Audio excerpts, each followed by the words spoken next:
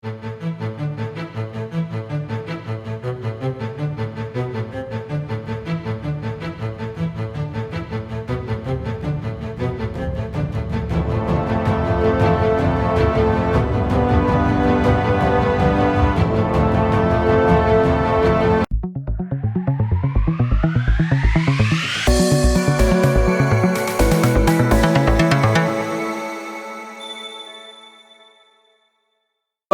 vamos a seguir con nuestra enseñanza del Evangelio según Juan y hoy estaremos viendo las últimas declaraciones del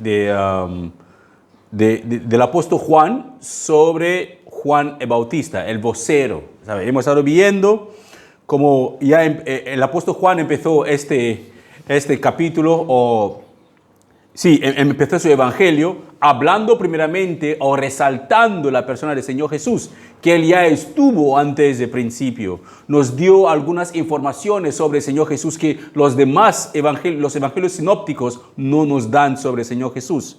Y después Él empezó a hablar sobre la persona que Dios había mandado, el vocero, el que iba delante del Mesías para preparar el camino antes que llegara el Mesías. Así que después de la enseñanza de hoy, el apóstol Juan empezará directamente con la vida y el ministerio del Señor Jesús, de cómo Él vivía su cada día y las cosas que Él hizo, sus enseñanzas, es lo que primero Dios empezaremos a ver a partir del próximo sábado, sobre la vida y las enseñanzas del Señor Jesús.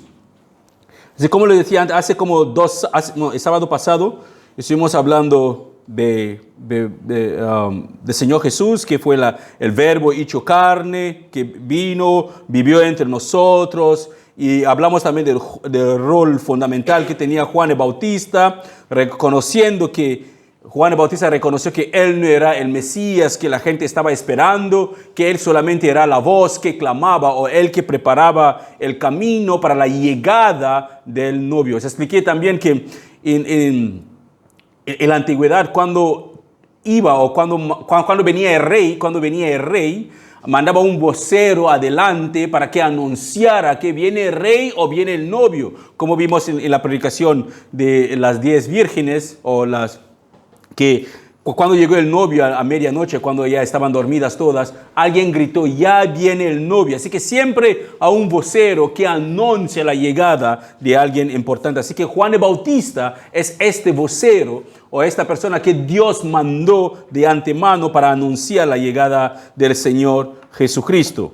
Así que Jesús, el único Hijo de Dios, fue la única persona que está íntimamente de la Trinidad. Bueno, la Trinidad está íntimamente relacionada, pero Jesús es la persona quien nos ha revelado a Dios Padre en sí. Vimos también el domingo pasado que nadie jamás ha visto a Dios. Es lo que el Señor Jesús mismo, Juan dijo, que nadie ha visto a Dios. Pero el Señor Jesús nos revela la persona de quién es Dios. Que Dios es espíritu y nadie jamás lo ha visto. Pero si tienes una relación con el Señor Jesús, ya tienes una relación con el Padre, porque Él es esta imagen visible de un Dios invisible que nosotros también servimos.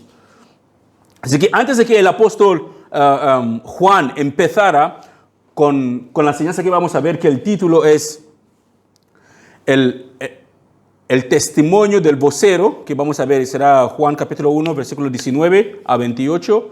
Antes que el apóstol Juan llegara aquí, en los versículos 6 y 7 de Juan capítulo 1, versículos 6 y 7, Él ya nos da algunas informaciones sobre quién es esta persona de Juan el Bautista que estamos a punto de ver, ¿sabes? Así que el apóstol Juan nos da unos índices, ¿sabes? Unas informaciones importantes sobre esa persona de Juan el Bautista que nosotros veremos hoy. Así que eso es lo que él dice sobre Juan el Bautista. Eso es Juan capítulo 1, versículos 6 a 8. Él dice: Dios envió a un hombre llamado Juan el Bautista para que contara acerca de la luz. Es la luz, como vimos la otra vez, que la luz representa al Señor Jesús. Para que Juan hablara acerca de la luz, a fin de que todos creyeran por su testimonio. Juan no era la luz, era solo un testigo para hablar de la luz. Así que él no era esta luz que alumbraba, venía para alumbrar los corazones de la gente, pero él era solamente un vocero o un testigo que tenía que hablar de la luz. Así que ese es el relato sobre Juan el Bautista, que no era algo nuevo para los líderes judíos.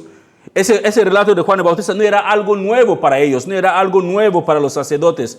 Ellos ya sabían que venía alguien antes del Mesías que iba a anunciar sobre la persona del Mesías que iba a venir, que había alguien que iba a anunciar sobre la persona del Mesías que iba a venir. Así que los judíos ya sabían que venían un líder o un vocero, una persona que iba a llevar el mensaje sobre el Mesías que Dios había prometido. Así que no era algo nuevo, no era algo que quizás Dios les sorprendió y les mandó una persona que tenía que venir antes del Mesías. No, ellos ya tenían conocimiento sobre la venida de un vocero. Ellos estaban esperando a Elías, que Elías iba a venir antes de la venida del Mesías.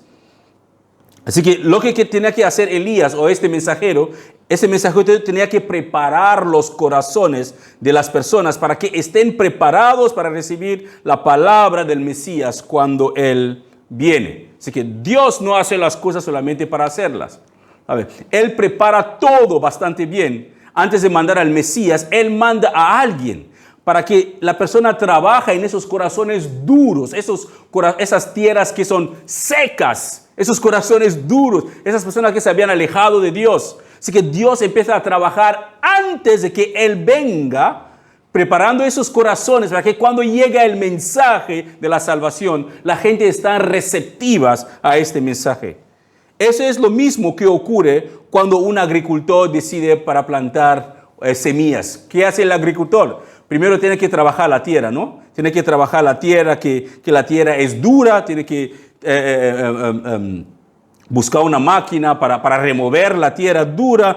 Si es una tierra rocosa, tiene que sacar las rocas, si hay espinas, y la tierra tiene que sacar las espinas. Hay que cuidar una tierra descuidada antes de sembrar buenas semillas. Porque si alguien tiene buenas semillas, para sembrar esas buenas semillas, una tierra que tiene rocas, es una tierra dura, es una tierra con espinas, no va a dar su fruto.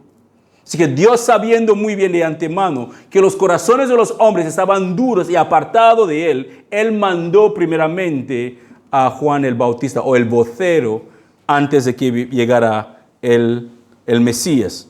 ¿Por qué? Porque la buena tierra y una buena semilla son esperanza de una buena cosecha. Una buena tierra con buena semilla son esperanza de una buena cosecha. Es seguro que habrá una buena cosecha. Por eso que si corriges a un sabio, se hará más sabio. Pero si corriges a un necio, te has creado un enemigo. Así que para corregir a un sabio es como sembrando semilla buena sobre una buena tierra que está ya trabajada, y esta tierra dará frutos bastante buenas. Pero si intentas de corregir a un necio, y el necio lo único que te va a hacer es defenderse, insultarte, y te vas a crear un enemigo. Primeramente hay que trabajar con la persona antes de hacerle ver sus errores, porque nunca lo va a ver. Es lo que el Señor hizo con nosotros. Primeramente mandó a Juan el Bautista para transformar nuestros corazones antes de la venida del Señor. Por eso que en Malaquías capítulo 4, versículos 5 a 6, el Señor mismo, Él mismo dice eso en Malaquías 4, 5 a 6. Él dice: miren, les envío al profeta Elías antes de que llegue el gran y terrible día del Señor. Así que Él es bastante amoroso, Dios es bastante amoroso y es misericordioso. Antes de que llegue el gran día y terrible, Él decide mandar a alguien para avisarnos que, oye, llega el día grande y terrible del Señor. Así que póngase en orden, vuelven a Dios y quizás Él tendrá misericordia de vosotros. Así que, ¿Qué más tenía que hacer esa persona? Dice, sus predicaciones harán volver el corazón de los padres hacia los hijos, hacia sus hijos, y el corazón de los hijos hacia sus padres. De lo contrario, vendré y haré caer una maldición sobre la tierra. Así que era preparar los corazones de las personas, las vidas de las personas, para que cuando llegue el Señor Jesús, la gente pueda ser muy receptivas a su palabra. Eso no debería solamente ser algunas personas. Debería ser todas las personas deberían estar receptivas por la palabra del Señor Jesús. Pero la pregunta ¿es lo que pasó en aquel momento? No. ¿Es lo que está ocurriendo en este momento? Aunque Dios está avisando al mundo entero de su próxima venida, que el Mesías volverá a venir. Él ya vino una vez, murió en la cruz por el pecado de la humanidad y ha prometido que volverá a venir. Y no solamente Dios ha mandado esta vez a Elías, no, Él ha mandado a millones y millones de Elías. Hay mucha gente en el mundo que sigue predicando el Evangelio, avisando a la humanidad que Cristo viene, Él volverá. Pero ¿qué está haciendo la gente? ¿Acaso le están esperando como esperaban los judíos? ¿Acaso le están esperando como esperaba la gente de entonces? ¿O piensan que con el conocimiento de Dios, sin expectativa ni relación con Dios, les va a salvar? Vamos a ver que eso es lo que los judíos, los líderes judíos y los fariseos pensaban, que con su conocimiento intelectual de quién es Dios, le iba o les justificaba delante de Dios. Y veremos que para nada. Un conocimiento intelectual de Dios es como conocer a un presidente famoso por una foto sin tener ninguna relación con él. Él no es tu amigo, solamente es un conocido. Podemos tener un conocimiento intelectual de Dios, pero sin una relación íntima y personal y verdadera y constante y continuo con el Señor, no lo conocemos. Así que hoy vamos a ir a nuestra lectura, que está en Juan capítulo 1. Estaremos leyendo el versículo 19 a 28. Juan capítulo 1, 19 a 28. Eso es lo que dice la palabra del Señor. Este fue el testimonio que dio Juan cuando los líderes judíos enviaron sacerdotes y ayudantes del templo desde Jerusalén para preguntarle. Así que el apóstol Juan ya nos preparó el camino o nos dio una idea de quién es la persona del Señor Jesús. Ya nos dijo que Él es esa luz que venía al mundo. Él estaba antes del principio. Y no solamente que antes de que Jesús vino, el Mesías viniera, Dios, antes de que viniera el Mesías, Dios mandó a alguien. Y esa persona que Dios mandó estaba cumpliendo con su deber. Estaba predicando la palabra, estaba preparando los corazones de las personas. Pero no todo mundo lo recibieron. Como hoy en día, no todo mundo recibe el Evangelio cuando el Evangelio es predicado. Algunas personas lo aceptan y otras personas lo rechazan. Así que las personas que vemos aquí, que aparecen en ese escenario, son personas que los líderes judíos tomaron la decisión a no ir ellos mismos. Buscaron a los sacerdotes y buscaron a algunos ayudantes del templo para que ellos vayan por ellos mismos, y se quedaron atrás y mandaron a ayudantes que, oye, vayan a preguntar a Juan de verdad quién es él. Pero oye, ellos tenían Malaquías. El Señor ya le había dicho en Malaquías que antes de que venga el Mesías, Él iba a mandar a un vocero, iba a mandar al Elías. Quizás ellos pensaban que Elías venía en carne y hueso, tal como desapareció en carne y hueso. Pero Dios muchas veces, hermanos, muchas veces no obra de la manera que nosotros esperamos. Él tiene su manera de obrar. Debemos adaptarnos a su manera de hablar, no a su manera de obrar. No podemos doblegarle para que obre como nosotros queremos. Por eso que los líderes religiosos se quedaron fuera del reino de Dios. Porque pensaban que Dios iba a obrar de la manera que ellos esperaban. Dios no es esclavo del hombre. Dios no se somete a la voluntad del hombre. Somos nosotros que nos sometamos a la voluntad de Dios. Somos nosotros que somos esclavos de Dios por amor a Él, por lo que Él ya ha hecho por nosotros. Así que dice, el versículo 19 sigue, a Jerusalén para preguntarle, dice, ¿quién eres? Él le dijo, el versículo 20 ahora, Él dijo con toda franqueza. Así que él estaba totalmente sincero en su respuesta. Dijo con toda franqueza, yo no soy el Mesías. Bien, entonces, ¿quién eres? Preguntaron. ¿Eres Elías? No contestó. ¿Eres el profeta que estamos esperando? No. Entonces, ¿quién eres? Necesitamos alguna respuesta para los que nos enviaron. ¿Qué puedes decirnos de ti mismo? Juan contestó con las palabras del profeta Isaías. Dijo, soy una voz que clama en el desierto, abren camino para la llegada del Señor. Entonces los fariseos que habían sido enviados le preguntaron, si no eres Elías, oye, ellos deberían comprender qué significaba eso, serán hombres que estudiaban la palabra de Dios, deberían entender lo que Isaías quería decir aquí. ¿Qué quiere decir? Que muchas de las veces podemos estudiar la palabra de Dios y la interpretamos a nuestra manera, que no tiene nada que ver con el contexto bíblico. Así que es lo que pasó aquí. Es que ellos podían haber entendido lo que el profeta Isaías había dicho aquí, pero ellos lo interpretaban a su manera. De la misma manera que esperaban a un Mesías que vendrá y derrotar a los romanos, establecer el reino de Israel y darle posiciones a ellos. Pero el Mesías no vino así. El Mesías vino como un cordero llevado al matadero, como dice Isaías 53. No abrió su boca, se lo llevaron hacia la cruz y le mataron y no se defendió. Ellos no esperaban un Mesías así. Lo mismo aquí, que ahora ellos dicen, si no eres el Mesías, ni Elías, ni el profeta, ¿con qué derecho bautizas?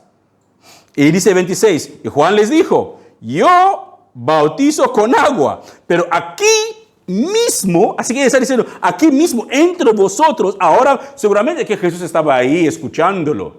Solo Juan seguramente sabía, pero los líderes religiosos no sabían, los que estaban ahí, nadie conocía a Jesús en ese momento, no había sido revelado al público. Así que Juan dice, yo bautizo con agua, pero aquí mismo en medio de la multitud hay alguien a quien ustedes no reconocen. Así que no es que no lo reconocen. Aunque su servicio viene después del mío, yo ni siquiera soy digno de ser su esclavo, ni de desatar las correas de sus sandalias. Ese encuentro ocurrió en Betania, una región situada al oriente del río Jordán, donde Juan bautizaba. Ese encuentro ocurrió en Betania, un lugar donde Juan bautizaba. Así que los líderes religiosos, eso es muy asombroso, hermanos. Los líderes religiosos, ¿qué hicieron? Mandaron sacerdotes y ayudantes del templo. Ellos mismos no tuvieron la valentía suficiente para acercarse, o la vergüenza quizás, porque tenían un alto concepto de sí mismo. No querían verse ahí con la multitud. Así que mandaron a algunas personas que deberían haber reconocido, pero ellos deberían haber reconocido que supuestamente este Juan puede ser el Mesías, o puede ser Elías que tenía que venir, o sospechaban que quizás Juan era el Mesías que iba a venir. Pero por su ignorancia demuestra de verdad, su ignorancia de quién era Juan, demuestra de verdad su falta de relación íntima con las mismas escrituras que ellos estudiaban y enseñaban a la gente. Porque si ellos entendían las mismas escrituras que estudiaban y enseñaban a la gente, podrían haber podido interpretar y comprender que Juan es esta persona que la palabra dice. Lo mismo, hermanos, que cuando hoy en día vemos muchas partes de las escrituras que dice que cuando hablamos en lenguas o idiomas desconocidas, como lo pone la palabra, tenemos que hablar de tal manera que debe haber un intérprete, y si no hay intérprete, que la iglesia se queda callada. ¿Sabes? Que cuando hay profecía, tiene que haber uno que da la profecía, después se examina la profecía si es correcto, después el otro. Pero hoy en día, aún sabiendo esa escritura, en muchas de nuestras congregaciones hay un desorden terrible. ¿Qué quiere decir? Que sigue el mismo error de que cada uno interpreta la Biblia como a él le convenga. La Biblia no debe ser interpretada por beneficios personales o para conveniencia personal. La Biblia en sí tiene que ser comprendida primeramente. ¿Qué está intentando decir el autor en el contexto de la cultura de antes y cómo nosotros en nuestra cultura de ahora podemos aplicarlo? Porque hay algunas cosas que hoy en día no podemos aplicarlo, como el velo. Las mujeres no usan velos en esta época, pero antes usaban velos. Las mujeres, sobre todo he escuchado muchas discusiones sobre la mujer vestiéndose de pantalón, es un pecado ir al infierno. ¿Sabes? Ha habido personas que me han confrontado con esto, pero hermano, enséñame en la Biblia dónde pone pantalón, que pantalón es ropa de mujer, no hay ninguna parte. Miramos el contexto en el cual dice que la mujer no debe vestirse con ropa de hombre, ni hombre de ropa de mujer. Pregúntate qué era la ropa de hombre en esa cultura cuando el autor escribió esta porción y qué es lo que es ropa de hombre y de mujer en esta cultura y cómo lo podemos aplicar. Pero si queremos interpretar la palabra para convencernos a nosotros o para doblegar la palabra para que coacciona o para que encaja según nuestras creencias, por eso que tenemos tantas herejías. Porque cada uno quiere interpretar la Biblia como a él le parezca bien. Así que la ignorancia de esta gente demuestra su falta de una relación íntima con el Dios de las mismas escrituras que ellos estudiaban y enseñaban a la gente. Eso es el peligro que puede ocurrir, hermano, en una iglesia donde el conocimiento del Señor se convierte en algo académico e intelecto. Cuando el conocimiento de Dios es algo intelecto o académico y no una relación personal con el Señor, vamos a crear tantas cosas. Y vamos a dejar cosas preciosas en la palabra del Señor. Vamos a dejar de creer en los milagros. Vamos a dejar de creer en el don de hablar en lenguas. Vamos a dejar de creer en el don de profecías. ¿Por qué? Porque la gente lo han interpretado de una manera diferente, que hay un desorden en la iglesia, que algunas personas ya no quieren ni saber hablar de los dones del Espíritu Santo, que son dones, regalos para la iglesia. Así que los líderes religiosos en el tiempo de Juan el Bautista, en el tiempo mismo del Señor, tenían un buen conocimiento de las Escrituras. Ellos tenían un buen conocimiento de las Escrituras, aunque a veces pusieron sus costumbres encima de las Escrituras. Vamos a ir viendo cómo el Señor Jesús muchas veces les confrontaba a ellos, que ellos ponían las Escrituras o sus costumbres encima de la misma Escritura.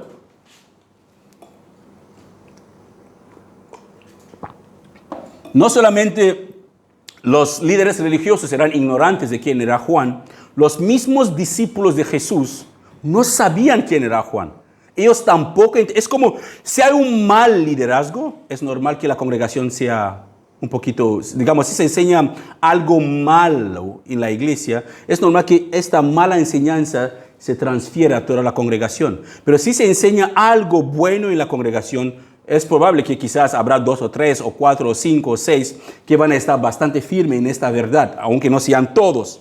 Pero mira lo que ocurrió. Hasta los mismos discípulos del Señor Jesús, ellos mismos no tenían este conocimiento de quién era Juan el Bautista. Ellos no sabían quién era Juan el Bautista de verdad, porque ellos hicieron una pregunta al Señor Jesús. El día que el Señor Jesús le llevó a una montaña para orar, se llevó consigo a Pedro, a Juan, el apóstol Juan, y se llevó a Santiago también para orar. Y delante de ellos, ahí el Señor Jesús se transformó, se transfiguró y brilló como la luz solar, era tan brillante, su ropa era tan resplandeciente. Y dice la palabra que apareció Moisés y Elías con él. Y cuando apareció Moisés y Elías con él, eso pusieron tan emocionante hasta que Pedro quería hacer unas estatuas como para conmemorarles, como para souvenir. ¡Qué bueno estuvimos aquí!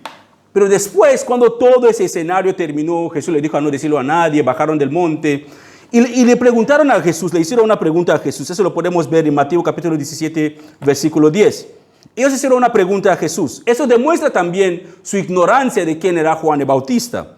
Preguntaron a Jesús, ¿por qué los maestros de la ley religiosa insisten que Elías debe regresar antes de que venga el Mesías? ¿Por qué? Porque es lo que les habían enseñado. Sus líderes le habían enseñado eso, habían insistido eso, que Elías tiene que venir antes que venga el Mesías. Entonces, ¿qué era la expectativa de Elías para ellos? De la misma manera que Elías desapareció, seguramente que así estaban esperando que Elías volverá a venir. Así que eso era una prueba que ni ellos sabían verdaderamente quién era Juan el Bautista.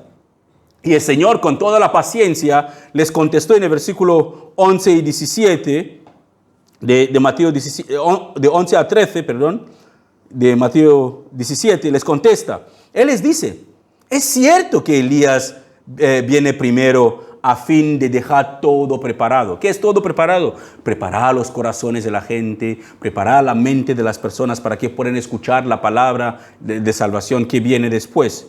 Pero les dijo, el Señor Jesús sigue agregando, pero les dijo, Elías ya vino. Cuando habla de que Elías ya vino, él está hablando eso porque habían matado ya a Juan el Bautista. Herodes había ya matado a Juan el Bautista. Por eso que él está diciendo que Elías ya vino, pero no fue reconocido. Así que está hablando en el pasado porque Juan ya no está en escena, ya murió. Pero no fue reconocido y ellos prefirieron maltratarlo. Así que Elías vino, nadie lo reconoció. ¿Y qué hicieron? Prefirieron maltratar a Elías. Lo mismo que hicieron con el Mesías. No reconocieron al vocero ni reconocieron al Mesías. Mataron al vocero y mataron al Mesías. Lo mismo seguimos haciendo hasta el día de hoy, hermanos. Cuando menospreciamos la palabra del Señor cuando es predicada y no la aplicamos en nuestras vidas, es como estamos crucificando al Señor Jesús una y otra vez. Cuando no vivimos conforme a esas escrituras que nosotros sabemos, cuando menospreciamos esa salvación tan grande que Dios nos ha dado, es como estuviéramos matando una y otra vez al Señor Jesús. Y él sigue diciendo el Señor Jesús, de la misma manera también harán sufrir al Hijo del Hombre. Ella está diciendo, ¿cómo mataron al vocero? Así también van a matar al Mesías. Porque no reconocieron al vocero, y si no pudieron reconocer al vocero, ¿cómo van a poder reconocer al Mesías? Entonces los discípulos se dieron cuenta de que hablaba de Juan el Bautista. Es ahí que ellos se dieron cuenta que, es cierto, Juan el Bautista era la voz que clamaba en el desierto. Así que todo lo que Juan decía de él era cierto, que es esta voz que clama en el desierto. Así que ese es el momento que los discípulos de Jesús entendieron que Juan mismo que Juan el Bautista era la persona que Dios había prometido en Malaquías 4, que Elías iba a venir antes de que viniera el Mesías. Vino Elías antes de que viniera el Mesías, pero ¿qué hicieron? Le mataron. Mataron a Elías y mataron también más adelante al mismo Señor. Mira lo que dice Lucas capítulo 1, versículo 17, cómo nos revela más profundo sobre Juan el Bautista. Eso es precioso. Dice, él irá delante del Señor. Recuerda que hay algunas cosas que el apóstol Juan no incluye en su evangelio, pero que los demás evangelios sinópticos lo incluyeron, como estábamos viendo, que hay algunas cosas que faltan en Juan, cosas primordiales como el nacimiento de Jesús y muchas otras cosas, pero que los evangelios sinópticos lo incluyeron. Pero Juan no se metió ahí. Juan fue mucho más allá. Antes del nacimiento terrenal del Señor Jesús, habló de la preexistencia del Señor, algo que los demás, los evangelios sinópticos no lo hicieron. Así que Lucas 1:17 dice, él irá delante del Señor en el Espíritu. Ellos estaban esperando a Elías físicamente, pero Lucas, guiado por el Espíritu Santo, les hace entender que no es que Elías físicamente iba a venir, pero el mismo Espíritu que estaba en Elías. Es que las cosas del Espíritu, hermanos, se disciernen espiritualmente. Las cosas de la carne se disciernen carnalmente, ¿sabes? Carnalmente. Así que si uno es carnal, habla y actúa como un carnal, ¿sabes? Como alguien del mundo. Si uno es espiritual, ve las cosas de una manera totalmente diferente. Así que los espirituales, los que en ese momento quizás tenían una relación íntima con el Señor, o alguien como Lucas que después de su investigación pudo llegar a la conclusión de lo que él escribe aquí en Lucas 1:17, dice que Elías, dice que Él irá, hablando de Juan el Bautista o el vocero que tenía que venir, que ese vocero irá delante del Señor en el espíritu y poder de Elías para hacer volver los corazones de los padres a los hijos y a los desobedientes a la actitud de los justos, a fin de preparar para el Señor un pueblo bien dispuesto. ¿Dispuesto a qué? A recibir esta salvación, esta buena noticia de salvación que el Señor Jesús iba a traer. Así que no es que Juan el Bautista era Elías físicamente, algo que los líderes religiosos es lo que ellos estaban esperando. Pensaban que Juan el Bautista o Elías iba a venir físicamente, pero vino Juan, pero con el espíritu de Elías. Recuerda una cosa. Cuando Moisés estaba en el desierto con los hijos de Israel después de salir de Egipto, se sentaba todo el día, el pueblo venía delante de él juzgaba el pueblo. Y su suegro Jetro lo vio y dijo, hijo, te vas a matar si sigues así, no vas a poder. Busca hombres capaces entre la multitud, hombres capaces para que te eche una mano. Y Dios lo vio que el consejo de Jetro era correcto. Seguramente que es Dios quien puso eso en el corazón de Jetro. Recuerda bien, hermanos, aunque hay líderes de la iglesia, pastores, y todos son seres humanos, no tienen fuerzas más que lo que usted tiene. Son hombres de carne y hueso, sufren como ustedes, pasan hambre como ustedes, duermen a veces menos que ustedes. Cuando ustedes duermen, están despiertos. Cuando ustedes están despiertos, que están durmiendo. Así que son personas que sufren. Porque la gente veía a Moisés y decía que, no, esto como está cerca de Dios, tiene que tener superpoderes. No, era de carne y hueso. Era de carne y no tenía ningún superpoder. Dios sinceramente hablaba con Moisés, estaba con Moisés. Pero Moisés se cansaba. Como todos los líderes de una congregación, llega a un punto que ya no pueden más. Ya se jubila. He escuchado aquí pastores que toman la decisión de jubilarse porque ya no pueden más. Porque la mujer le dice, estuve en El Salvador, un pastor nos dijo no sé si estabas ese día que viene el pastor Aarón. ¿Era Aarón? Sí. Y dijo, su mujer le dijo, ¿es el ministerio o es el matrimonio? Tú decides. Que se quedó como, Señor, si es tu... Dijo a su mujer, vale, dame un año para poner las cosas en orden, porque se estaba dedicando más en el ministerio y descuidando el hogar, ¿sabes? Porque la gente siempre estaba ahí, más en el ministerio, y ella tenía que tomar la decisión que, oye, mira, si la cosa no fue, de aquí un año nos marchamos. Y después los hermanos le demandaban. No era un Superman, no era Dios, era un ser humano que dependía de Dios como los demás hermanos. Pero él estuvo 16 años, lleva 16 años ahora. Cuando fuimos, dije que dejó la congregación donde estaba y se retiró por un tiempo, le volvieron a llamar para que siguiera pastorando, pero se sentó con su esposa y pusieron las cosas bien claras. Pero lleva 17 años más o menos pastoreando sin un día de vacaciones. Hablo de un día de vacaciones. Me llamó de lado un día y me dijo, hermano Alex, estoy cansado. Yo le miré que, pastor, te entiendo. Necesitas vacaciones. Tienes que hablar con los líderes de tu congregación, los hombres que has levantado, que se encargan de la obra, y tú te tomas una semana para ir a descansar, recuperar tus fuerzas, buscar al Señor con tu esposa, vayan a alguna parte, pero recupérense, porque no somos máquinas. Dios dijo a Moisés, busca hombres, y Dios sacó el espíritu que había en Moisés y los puso en esos hombres para que sean hombres ayudantes de Moisés, con el mismo espíritu. Así que es lo que había pasado aquí, es lo que pasó aquí. En vez de que Elías viniera en carne y hueso, Dios puso el espíritu de Elías, el mismo poder que había en Elías, en Juan el Bautista. Elías no era físicamente, sino Juan el Bautista no era Elías físicamente, sino tenía el mismo espíritu que había en Elías. Así que, hermanos, después de que los sacerdotes y los ayudantes del templo no tuvieron una respuesta favorable de Juan el Bautista, de que preguntaron si él era el Mesías, o si él era Elías, o si él era el profeta que estaban esperando, le preguntaron a Juan el Bautista entonces, la Biblia pregunta, ¿quién eres tú? Si no eres Elías, no eres el profeta, no eres el Mesías, no eres nadie de lo que nosotros esperamos. ¿Quién eres tú. Necesitamos una respuesta para llevarlo a los que nos han mandado, porque ¿cómo les vamos a decir? Es cierto, él no era Elías, pero él tenía el espíritu de Elías. Si esa gente estudiaba la lectura conforme a la manera que deberían estudiar, dependiendo de Dios, no de su propia interpretación, hubieran comprendido lo que Juan dio como respuesta, porque Juan le dio una respuesta sencilla, que es Isaías 40, versículo 3. Es lo que ellos deberían saber. Esa es la respuesta que Juan sacó de Isaías 40, versículo 6. Dice que Isaías 43. Dice, yo soy una voz que clama en el desierto, abren camino para la llegada del Señor. Eso es el Antiguo Testamento que Juan está solamente diciéndoles. Si ellos eran líderes religiosos, deberían comprender esa parte.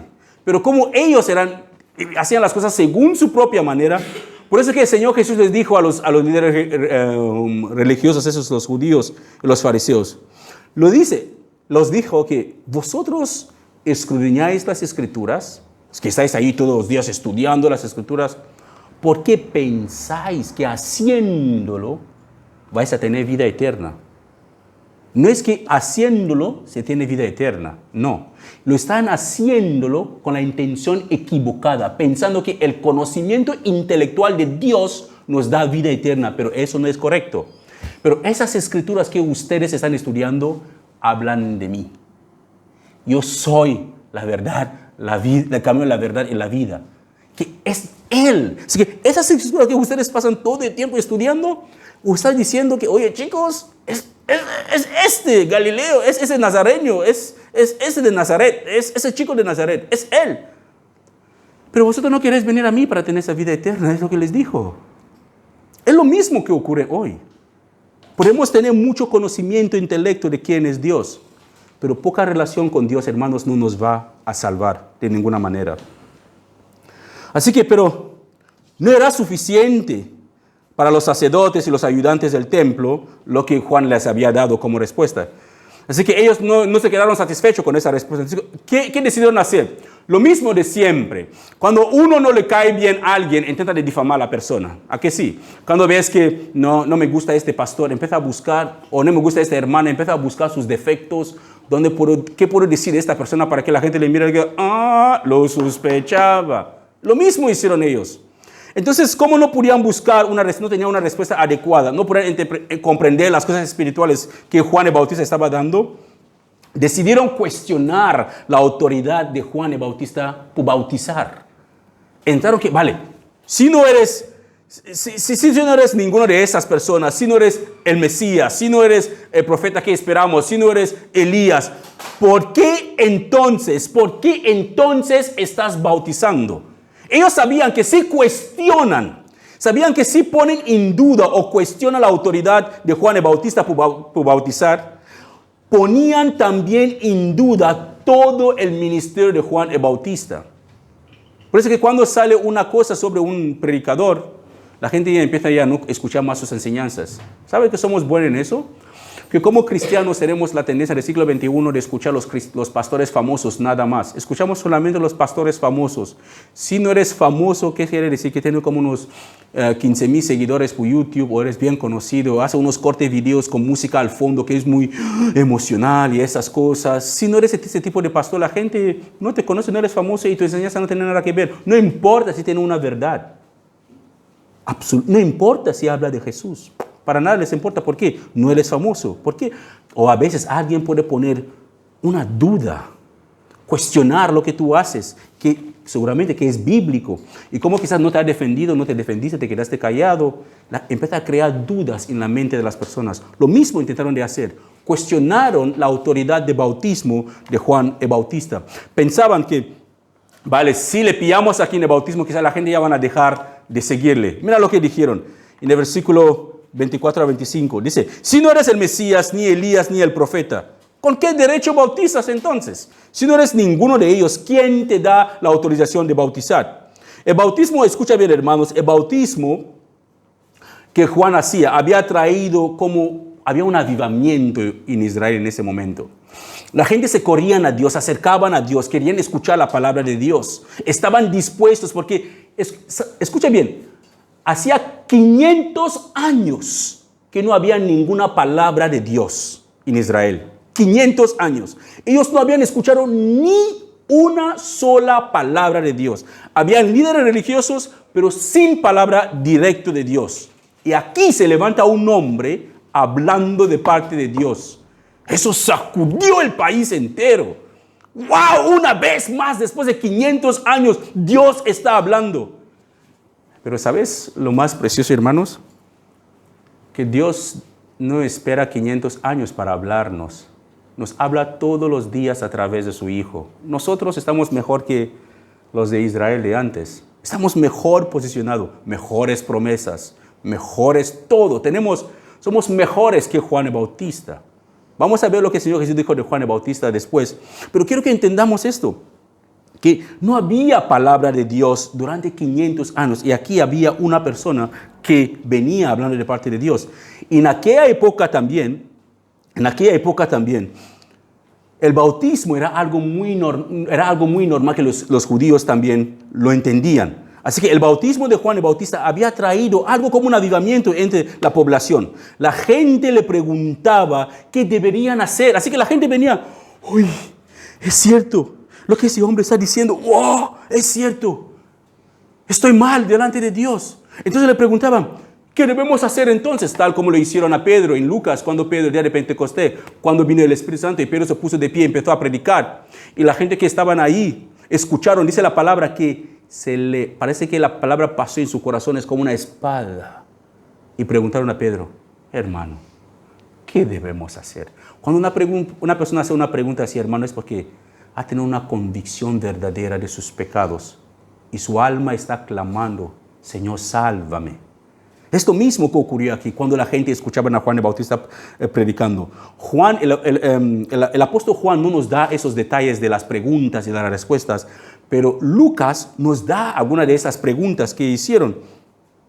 ¿Sabes? Así que cuando la gente le preguntaron, vinieron la gente de la población, preguntaron, ¿qué debemos hacer para demostrar que nos hemos reconciliado con Dios? Y Juan les dice, si tienes 2 camisas, da una a los pobres. Si tienes comida, comparte con los que tienen hambre. ¿Qué quiere decir, hermanos? Que un arrepentimiento es visible. Nadie puede decir que me ha arrepentido de mis pecados y sigue con su antigua vida. Es imposible. El arrepentimiento es un acto visible. Se ve. No está solamente en el corazón.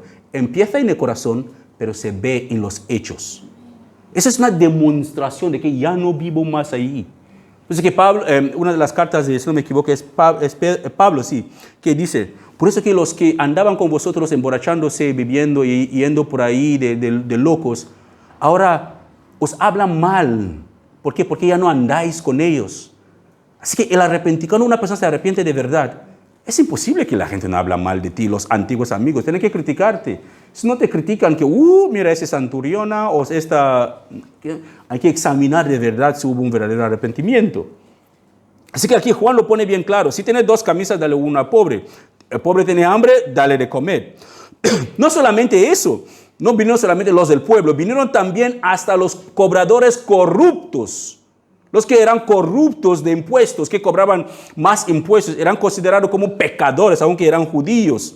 Ellos vinieron a bautizarse y preguntaron a Juan, ahora que nos hemos bautizado, ¿qué debemos hacer para demostrar que nos hemos arrepentido y ahora estamos en relación con Dios? Y Juan le dice, no cobren más impuestos de lo que el gobierno le requiere. Punto. Si te has arrepentido, deja tu antigua vida y vive la nueva vida en Cristo Jesús. Uno puede decir que bueno, solamente la gente del pueblo. No solamente la gente del pueblo o los corruptos cobradores de impuestos. Llegaron también los mismos soldados. Los soldados llegaron y preguntaron a Juan, oye, ahora que nosotros los soldados nos hemos bautizado, ¿qué debemos hacer? Juan le dice, no extorsionan a la gente. Se acabó la extorsión. Ni hagan falsas acusaciones. Y estén satisfechos con su salario. Así que no intentáis de buscar una manera para hacerse ganancia extra. Así que la corrupción es algo de esta generación. Ya lleva años la corrupción. En el tiempo de Cristo ya la gente ya pasaban billetes por debajo de la mesa. Habían favores por allá y favores por el otro lado. Así que Hay una gran lección para aprender aquí, hermanos, que si uno se arrepiente de su vida anterior, debe sinceramente haber un cambio visible que nos hemos arrepentido. Porque ya no puede decir que, bueno, antes yo era así y ahora estoy en Cristo y sigo haciendo lo mismo de antes. Es que no encaja, no es bíblico eso. Podemos verlo. Así que de todos los que vinieron a ver a Juan el Bautista para saber qué deberían hacer, los únicos que no fueron a verle eran los líderes religiosos. Los que deberían llevar al pueblo. Oye, chicos, vamos. Seguramente que eso es el vocero, el que Dios había mandado para preparar el camino. Pero ellos no fueron. La gente simples, pecadores, gente pervertidas, perdidas, reconocieron sus pecados, pero gente que deberían interpretar la palabra y guiar al pueblo, se quedaron ahí súper satisfechos. Por eso que el Señor Jesús les condenó a los líderes religiosos, que eran guías ciegos, todos. Porque ellos, como decían que no tenían pecados, ahí se condenaban a ellos más. Porque no hay ninguno que no tiene pecado. Ninguno de nosotros somos perfectos. Ellos, en vez de averiguar cómo los demás, cómo deberían hacer para demostrar que ellos tenían una buena relación con Dios, no lo hicieron. ¿Qué hicieron a cambio? Cuestionaron a Juan el Bautista. Cuestionaron su autoridad de bautizar, en vez de preguntar cómo los demás, qué deberíamos hacer o qué debemos hacer para demostrar que hemos vuelto a Dios. Es que el bautismo para la conversión en aquella época, voy terminando, el bautismo para la conversión en aquella época era algo muy normal para el judaísmo. Cuando los que no eran judíos tenían que convertirse a judaísmo, ¿sabe? Cuando un gentil tenía que convertirse al judaísmo, tenía que bautizarse. ¿Y cómo hacía ese bautismo? Tenían algo como una pila de agua donde tenían que pasar la persona, como una piscina. Pasaba la persona dejando la doctrina gentil o su antigua doctrina atrás y se metía en el agua y salía del otro lado como abrazando el judaísmo. Así que no era algo nuevo para los judíos cuando Juan el Bautista estaba bautizando. Pero lo que era nuevo para los judíos es que Juan estaba bautizando a los judíos. Porque los judíos no se bautizaban. Ellos tenían la verdad. Para ellos tenían la verdad. No deberían bautizarse. Eran los gentiles que se bautizaban para convertirse al judaísmo. De lo mismo, hoy en día es imposible decir que cómo pueden bautizarse un cristiano para ser ateo. No sé si usted me entiende. Es como un cristiano se bautiza renunciando al cristianismo y abrazando el ateísmo. Eso había sido la misma mentalidad que tenían los judíos en este momento. Pero como nosotros los judíos que tenemos la verdad, ¿cómo es posible que nosotros nos bautizamos? Así que cuestionaron la autoridad de Juan el Bautista por bautizar, en vez de preguntarle a Juan el Bautista qué deberían hacer ellos mismos para demostrar que se habían convertido a Dios. Así que el bautismo para la conversión era normativa del judaísmo. ¿Vale? Para que una persona que quiera convertirse al judaísmo deberían bautizarse, pero no era una normativa para que un judío se bautice. Mira lo que dice el Señor Jesús aquí en Lucas capítulo 7, versículo 27, sobre la persona de Juan el Bautista. Dice, Juan es el hombre al que se refiere las Escrituras cuando dicen, mira, envió a mi mensajero por anticipado y él preparará el camino delante de ti. Así que el Señor Jesús mismo confirmando, pero más adelante lo vamos a ver, que Juan es exactamente esa persona que el Señor está hablando en Malaquías, que Él es el vocero que venía para preparar el camino para la gente. Pero mira cómo Juan el Bautista les contesta a los judíos que vinieron, porque él había dicho que, chicos, ¿sabes qué? Mira, yo no soy cualquier persona, yo soy este vocero que Dios mandó. Así que no estoy haciendo la cosa aquí por mis propios beneficios o porque yo quiero, no. Él no los contestó así, pero él lo contestó de la manera más humilde y directa. Solamente le dijo primeramente, yo bautizo con agua y punto. No entró en más detalles, yo bautizo con agua, es lo que yo hago. No hace falta daros explicaciones porque el que me envió a hacer lo que estoy haciendo. Pero él había dado más explicaciones porque estaba en la mejor posición de defender lo que estaba haciendo. Pero no se defendió, confió en el Señor y les puso bien claras las cosas. Yo bautizo con agua, pero aquí mismo, en medio de la multitud, hay alguien a quien ustedes no reconocen. Aunque su servicio viene después del mío, yo ni siquiera soy digno de ser un esclavo, ni de desatar las correas de sus sandalias. Es que Juan el Bautista pone una distinción con su ministerio y cómo él desarrolla su ministerio con el del Mesías esperado. ¿Qué quiere decir? Que él está explicando que, oye chicos, mi ministerio es esto. En su declaración, él está poniendo las cosas bien claras. Que su ministerio es bautizar con agua, preparar los corazones de las personas. Pero fuera de su ministerio hay otra persona que ni los judíos que están ahí, pero esta persona está entre los judíos mismo, ahí mismo, pero ellos no lo reconocen. Que tiene un ministerio mucho más mayor que su propio ministerio. Así que esta persona bautiza con otra cosa. El Evangelio de Juan no nos dice esta respuesta de Juan, pero Lucas lo pone bien más explícito, por llamarlo así. Dice el Evangelio de Lucas, capítulo 3, versículo 16. Dice, elabora así sobre el bautismo del Mesías. Es Juan hablando aquí. Yo los bautizo, después de la pregunta que le hicieron los líderes religiosos. Yo les bautizo con agua, pero pronto viene alguien que es superior a mí. Tan superior que ni siquiera soy digno de ser su esclavo y desatarle las correas de sus sandalias. Él los bautizará con su Espíritu Santo y con fuego.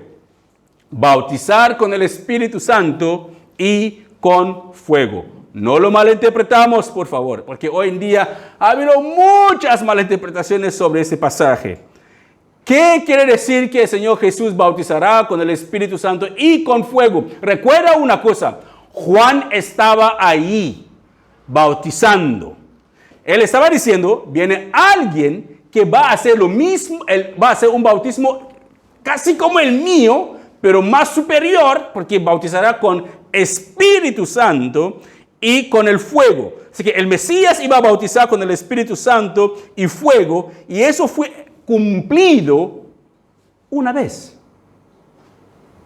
Un bautismo real con Espíritu Santo y fuego. Ahora somos bautizados en el Espíritu Santo cuando creemos en Dios, pero no somos bautizados en ese fuego que hubo en el día de Pentecostés.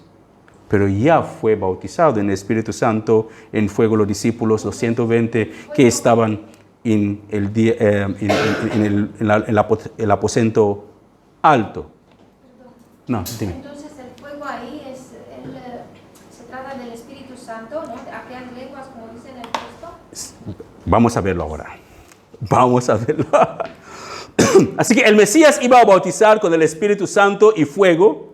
Y eso fue cumplido el día de Pentecostés, cuando descendió el Espíritu Santo. Así que hubo un bautismo del Espíritu Santo el día de Pentecostés. Eso lo podemos ver en Hechos capítulo 2. Hubo un bautismo real del Espíritu Santo en Hechos capítulo 2. ¿Y qué hizo después? ¿Qué ocurrió? Y después aparecieron unas llamas de fuego encima de las cabezas de esa gente, y se posaron esas llamas de fuego sobre cada uno de ellos. Y todos los presentes que estaban en el aposento alto, eran unos 120, todos ellos fueron llenos del Espíritu Santo. El Espíritu Santo y el fuego fueron bautizados este mismo día, el bautismo del Espíritu Santo y con el mismo bautismo, con ese mismo fuego. Hay muchas personas que pueden decir que esa parte de fuego, el fuego en sí en la Biblia representa al Espíritu Santo. Y como el Espíritu Santo es representado por una paloma, como el Espíritu Santo es representado por el viento, como el Espíritu Santo, porque el Espíritu Santo es no tiene forma en sí, pero es representado también del aceite, es representado como aceite, es representado como fuego, de muchas formas. Pero aquí Juan nos está diciendo dos cosas, habrá dos bautismos. El primer bautismo es un bautismo del Espíritu Santo en sí, y el segundo bautismo es un bautismo de fuego. Ese bautismo de fuego puede interpretar también un bautismo de sufrimiento.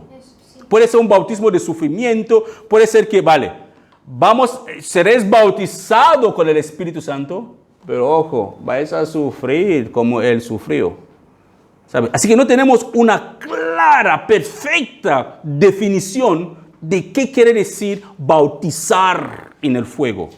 puede significar sufrimiento, puede significar el mismo Espíritu Santo, puede significar el mismo fuego que se puso encima de las cabezas de los que estaban ahí en el aposento alto. Pero eso ocurrió una vez en la historia de la iglesia y nunca más volvió a ocurrir. Así que Juan el Bautista también dijo que algo que revela el señorío y la grandeza del Señor Jesús, que es algo que de verdad que me gustaría que lo miramos. Él habla de algo que revela el señorío del Señor Jesús.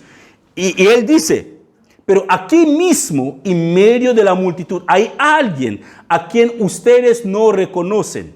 Aún su servicio viene después del mío. Yo ni siquiera soy digno de ser su esclavo, ni de desatar las correas de sus sandalias. Ni a desatar las correas de sus sandalias. No soy digno de ser su siervo. Escucha bien, hermanos. En aquel tiempo, la tarea del esclavo era para quitar las sandalias de su amo. Cuando el amo entraba en casa, el siervo venía, le quitaba las sandalias y lo llevaba y lo ponía a su sitio. Eso era el trabajo. Era considerado como la tarea más baja e indigna. Una tarea como de vergüenza. Es como un judío cuidando a cerdos. ¿Vale? Así que el siervo, cuando llegaba el maestro o el amo, se ponía en la puerta, se sentaba, venía su siervo. Mis tíos nos hacían mucho eso cuando éramos pequeños. Era una costumbre de mi abuelo también lo hacía. Cuando venía, se sentaba, quitábamos sus zapatos, le quitábamos los calcetines.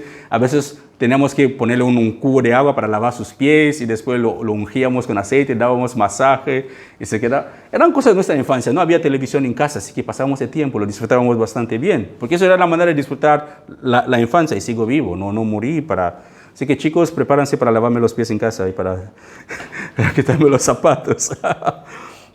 Bueno, así que eso era algo que era muy normal en aquella época, que el siervo tenía que hacer. Así que el judaísmo rabínico afirmaba que el discípulo del rabino debería estar dispuesto a hacer todo lo que hace un esclavo. Así que si quieres ser un discípulo de un rabino, como Pablo era discípulo de Gamaliel, tenía que hacer todo lo que hace un esclavo. Tiene que tratar el rabino como un esclavo es tratado por su amo. ¿Sabes? Tiene que hacer todo, excepto desatarle las correas de zapato. Así que el discípulo hacía todo a su rabino, menos desatarle las correas de su zapato. Pero aquí Juan el Bautista nos está diciendo que ni desatar las correas de su zapato, él es digno de hacerlo. Por eso imagina la grandeza del Señor Jesús, como Juan nos está pintando aquí. Así que Juan el Bautista reconoce que él no es digno de ser un esclavo de Jesús. Pero una cosa que quiero que miremos, hermanos, es justamente eso. Así que Juan dice que él no es digno de ser el esclavo del Señor Jesús. Pero mira lo que el Señor Jesús dice sobre Juan el Bautista. Mira, Juan dice que él no es digno de ser un siervo, ni que desatar los zapatos del Señor Jesús. Pero mira las mismas declaraciones del Señor Jesús sobre Juan el Bautista. Él les dijo que de todos los hombres que han vivido, habla de todos que han vivido hasta ese momento de Juan el Bautista, de todos los hombres que han vivido, nadie es superior a Juan. Vaya, ¿no? Pero este mismo Juan no es digno de desatar los zapatos del Señor Jesús. No es ni es digno de ser su esclavo. Pero dice el Señor Jesús, sigue diciendo, sin embargo, ¿dónde estoy? Nadie es digno de hacer. Pero sin embargo, creo que se me comió algunos de los versículos. Pero dice, pero sin embargo, hasta la persona más insignificante en el reino de Dios es superior a Juan el Bautista o es superior a él. Juan, sinceramente, hasta este punto, es el hombre más grande que ha existido. Pero él no estaba bajo la gracia. Cristo no había muerto por él así. Él no tenía las promesas que nosotros tenemos. Juan murió en la ley. Todas las condiciones de la ley no son las mismas condiciones de la gracia. El Antiguo Testamento no es como el Nuevo Testamento. El Antiguo Pacto es diferente del Nuevo Pacto. Así que usted que está sentado ahí, cualquier persona que sirva al Señor en el Nuevo Pacto, según esas escrituras, eres más grande que Juan el Bautista. Eso es asombroso. Más grande en el reino de Dios que Juan el Bautista. Pero este mismo Juan el Bautista fue el vocero que Dios envió para preparar el camino para la llegada de Mesías. Aunque Juan el Bautista era grande y tan grande, él nunca fue cristiano reconocido bajo el nuevo pacto del Nuevo Testamento. Él era grande, pero en el Antiguo Testamento. Eso se debe a que él vivió y murió antes de que se cumpliera la obra de Jesús en la cruz y que la tumba se quedara vacía. Antes de la muerte y la resurrección de Jesús, Juan ya había muerto. Por lo tanto, no disfrutó de los beneficios del nuevo pacto. Así que los que están en el nuevo pacto sirviendo al Señor ahora, siendo vocero, eso es un consuelo para los predicadores y para los que sirven al Señor y para los que salen por ahí en la calle predicando la palabra de Dios. Sois más grande en el reino de Dios que Juan el Bautista, según el Señor Jesús.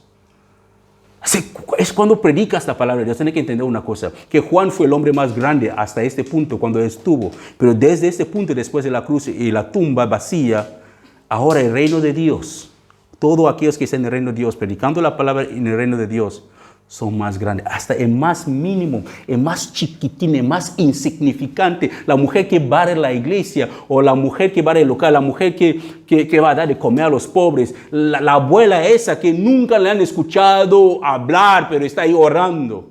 Es más grande que Juan el Bautista en el reino de Dios. Es lo que está diciendo, porque estamos en el nuevo pacto.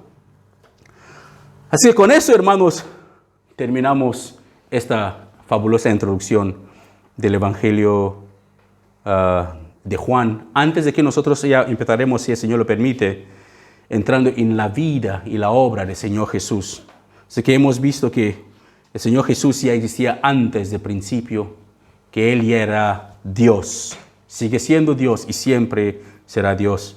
Y que Juan el Bautista es este vocero que Dios había elegido, que vino en el poder y en el espíritu de Elías, sabiendo que aunque un gran profeta, él era un gran profeta y humilde y con la claridad en su misión y todo lo que hacía, su trabajo era preparar los corazones de las personas para la venida del Señor.